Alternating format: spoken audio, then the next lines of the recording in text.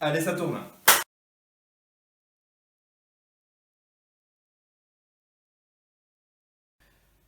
Tout commence en Suisse, dans le bucolique village du Couvet. Dans ce village, deux sœurs sont connues pour leur petite production d'absinthe à base d'anis vert.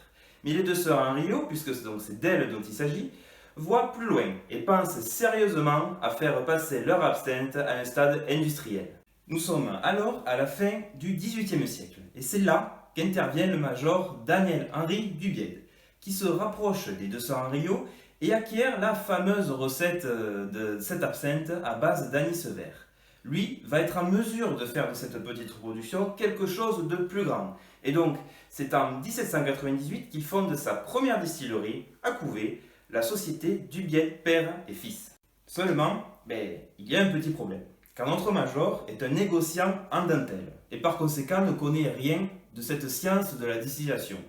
Il réfléchit, et donc se dit qu'il faut impérativement qu'il s'adjoigne les services d'un homme qui connaît ce secteur. Et cet homme, c'est Henri-Louis Perrenot, qui deviendra accessoirement le gendre du major en se mariant en seconde noces avec Émilie Dubied, sa fille.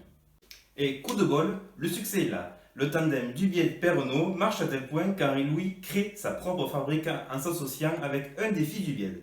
Et pour répondre à la forte demande, notamment française, il décide vers 1804 d'installer en France, à Pontarlier, non loin de la frontière suisse, une distillerie portant son nom, qui subit une légère modification en l'appelant non plus Perrenot et Fils, mais Pernod et Fils. En seulement quelques années, une recette au départ locale et familiale devient une affaire prospère avec l'intention de conquérir le monde. Henri-Louis donc va placer ses fils. Édouard, issu de son premier mariage, s'occupe des exportations, tout en gardant un œil sur Couvet et Pontarlier avec l'aide de son demi-frère Louis. Et quant à Henri-Louis, son royaume sera le marché français et colonial, puisque depuis la conquête de l'Algérie en 1830, l'armée française emporte dans ses bagages des bouteilles estampillées, Pernod et Fils bien sûr. Pernod et Fils devient la première entreprise française de distillation, d'autant plus qu'au XIXe siècle, l'absinthe devient la reine de l'apéritif, un véritable phénomène populaire et même artistique, à tel point qu'on la nomme la fée verte, la meilleure amie de l'inspiration des artistes.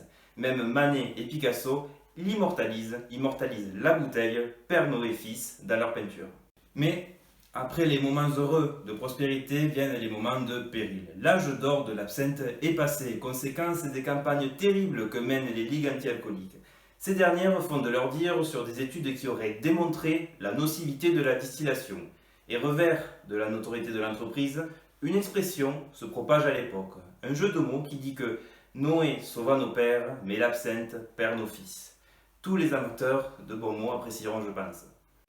Mais le coup de grâce vient durant la guerre. Le pouvoir fait de l'absinthe son bouc émissaire, son ennemi juré, en l'accusant de tous les maux.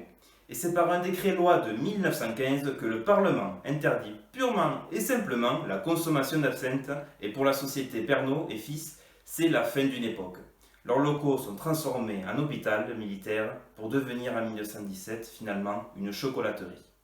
Les brouillards de la guerre finiront par se dissiper. Les éclipses n'étant jamais éternelles, la marque Pernod et Fils n'est pas à la fin mais seulement un des chapitres de son épopée, car d'autres aventures attendent cette marque, mais ça, c'est une autre histoire.